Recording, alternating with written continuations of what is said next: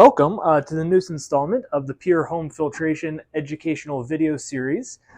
Today, our episode is dedicated solely to finding the right type of softener. Most importantly, on the sizing aspect, though, there's a lot of misconceptions that any kind of water softener, you can just handle it all.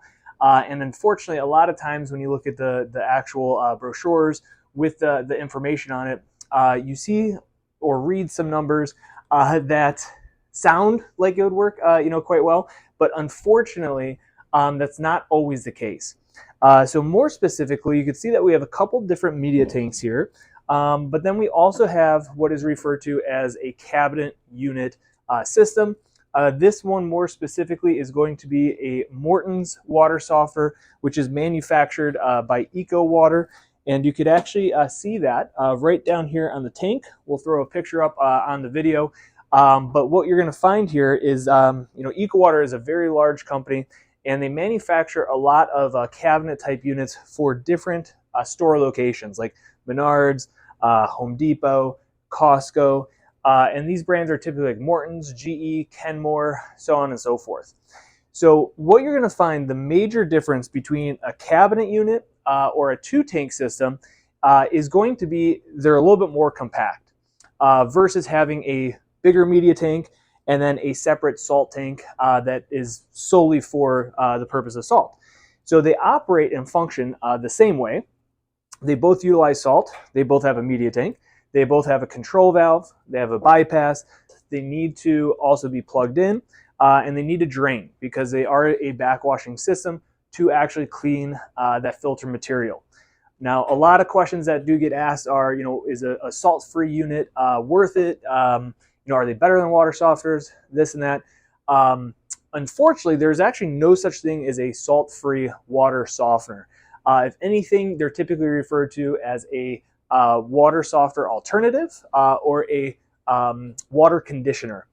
The reason for that, the only way that you could actually get soft water is through ion exchange, which needs either salt pellets or potassium pellets.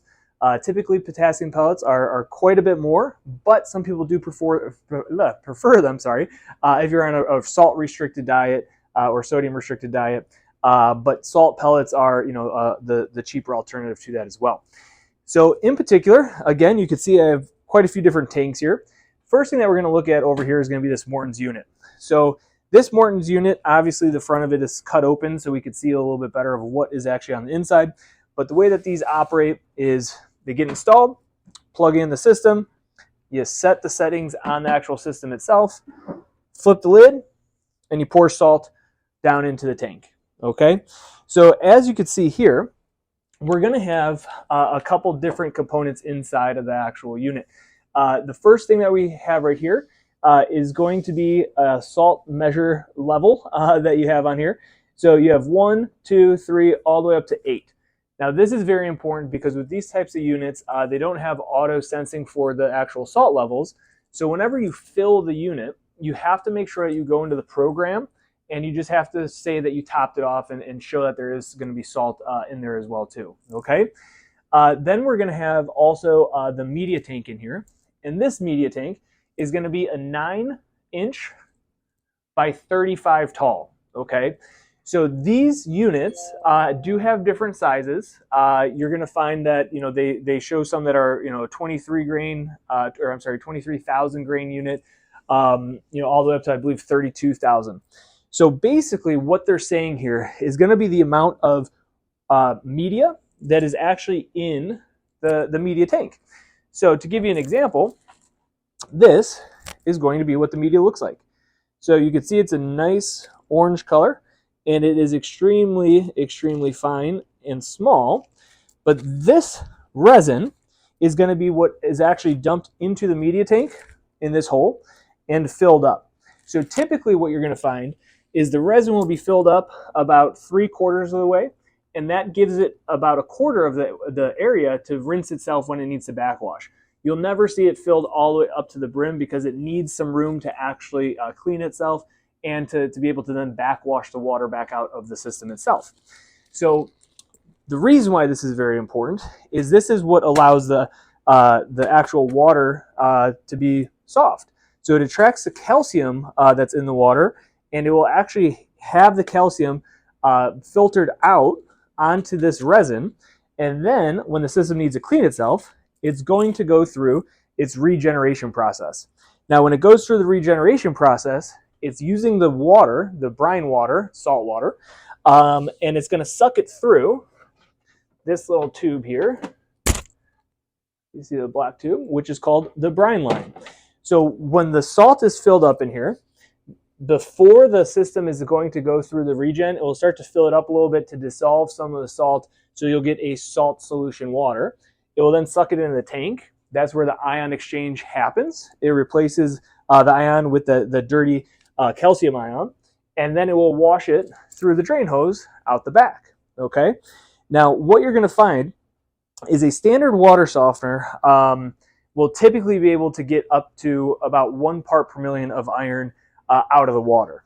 If you go above that threshold, a lot of times you'll need to get an iron filter, or in our case with A.O. Smith Specialized Water Solutions, we have a patented technology which is called Crystal Rite, which is perfect for well water. But that is something that we'll get into in a different video, since this one is solely for the sizing of the units. So these systems now are then also going to be stating that they're able to get out up to 60 grains per gallon of hardness. Now, here in Northern Illinois, 60 grains per gallon of hardness is quite a bit. Typically on city water, we see people between 8 and 12 grains per gallon. And on well water, it can fluctuate quite a bit, but the average, I'd say, is typically between that 22 to about 32 range. Now, to put it into perspective, soft water is complete zero. So if you have 2 grains per gallon of hardness, there is obviously hardness in the water. Anything above 10 grains per gallon is considered extremely hard water. So if you're on city water, a lot of times, certainly myself growing up, you always hear how, Lake Michigan water is the best water in the world and this and that, which it's good water. We're very blessed in the U.S. to have, very healthy water standards out there, but everything could always get better. But Lake Michigan water, you're typically around the 10 range as well, too. So you still have hard water. However, if you were to go to a well, like a lot of homeowners are kind of doing now, they're moving out of the city and they're raising families in the suburbs. A lot of our customers are on well water and they're coming off of municipal or city water sources. So it gets very interesting to see the reaction because it's quite a bit harder than they're used to. So a water softener is almost an essential part of the home when you're on well water. And the reason for that is hardness will gunk up your laundry washer, your hot water tanks, your dishwasher, your sinks, faucets, showers, glass doors. All those white chalky deposits are typically due to actual hardness in the water itself. So getting back to this guy, stating that it's able to take out up to 60 grains per gallon, that is one very, very important part to an equation that is necessary to size an actual system properly.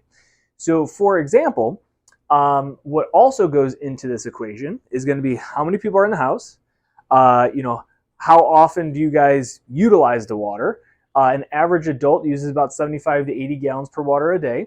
And then also it's going to be like, is there iron in the water? And this is for well water. On city water, is there chlorine in the water? So putting all of those things into perspective, a lot of homeowners will go out and buy a system like this online or online at one of the big box stores, or they walk into the store and they buy a system, they install it themselves, or they pay somebody to install it for them. Now what happens is, after utilizing it for a little bit, either one, it's being overworked. So if you have a family of 4 and the hardness in your home is 30 grains per gallon, this media tank is very small, okay? So this is again, 9 by 35 versus the one next to it is going to be a 10 by 54. So you could see that it is about double the size in the resin capacity.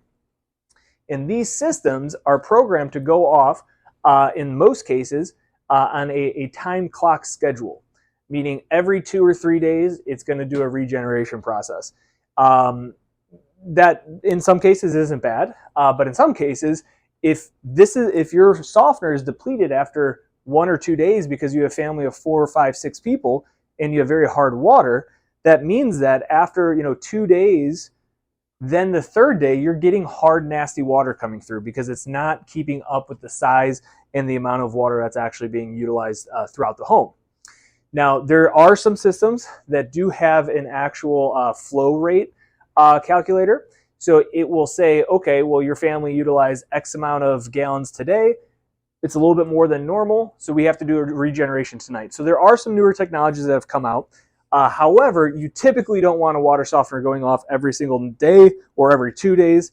You also don't want it to sit for a month without doing a backwash. But you want to make sure that there's a pretty good space. So between 4 to 6 days would be something that's super beneficial, but it allows the system to last much longer. And to give you an example of that, if this system's going off every 2 days versus another family that's going off every 4 days, well, typically the one that's doing twice the work will have twice as less the lifespan, right? So a lot of times we see these systems, they last for about 3 to 4 years, and then unfortunately they kind of need to be replaced. So there are replacement options where you could refill the actual resin, replace the resin, which is called a rebed. But with these systems, it's very hard, to kind of get in there. It's very delicate. You don't want to, go and snap the pieces and stuff like that because then you have a lot of replacement parts. So in most cases, for a homeowner, it's more economical to just replace the system again. The problem with that is if you go out and you buy the same system again, well, in another 3 to 4 years, you're going to have to go down that road once more. So that's why instead of continuously having to replace a water softener or do rebeds, if you get the appropriate size system for your home, it will last a very long time. And also these systems, since they're not a cabinet unit, it's very easy to perform any type of rebed or media change inside of them as well too. Okay. Now, in addition to that, getting back to the other contaminants in the water, if you're on a well water system and you have one of these, but you have 2 parts of iron in the water, this isn't going to cut it. You're still going to get some orange stains. You're going to get some other, issues, toilet bowl stains, stuff like that. And the same with a bigger system. A bigger water softener doesn't mean it's going to take out all of the iron. The problem is having high levels of iron in these. It's going to actually show up a lot easier, and the media is going to get beat up a lot quicker as well too.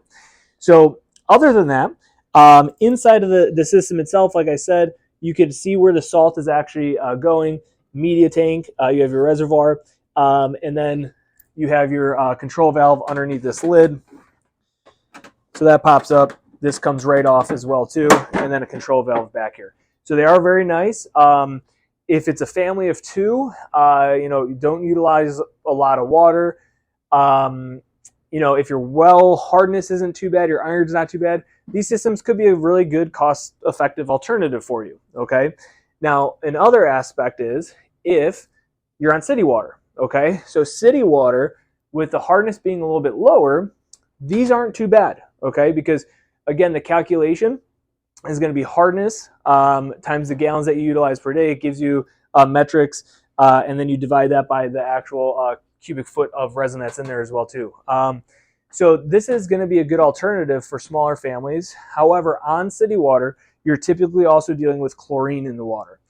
And if you do have chlorine in the water, especially high levels of it, you typically want the chlorine out of the water prior to going into the softener, because a lot of times resins will actually not do very well with chlorine, and it breaks it down a little bit quicker as well too. So if you do go with this on city water with a smaller family size, I would always recommend putting a carbon filter before the system. That will help remove the chlorine a little bit out of the water. Then it will go through the water system itself, the water softener, and then into your home. You'll have chlorine-free water or a reduction of chlorine in the water, and you'll have soft water as well. If you're on well water, I typically don't recommend these. We also have cabinet units through A.O. Smith Specialized Water Solutions as well too. They do perform obviously very well. They come with their warranties and whatnot. But typically for people on well waters, we recommend a larger system for the reason that we don't want the system, again, going off every single night. So other than that, that's a little bit about the sizing of the equipment itself. If you have any questions whatsoever, feel free to visit us at purehomefiltration.com or give us a call at 224-655-7187. And thanks for watching. Hope you have a wonderful day.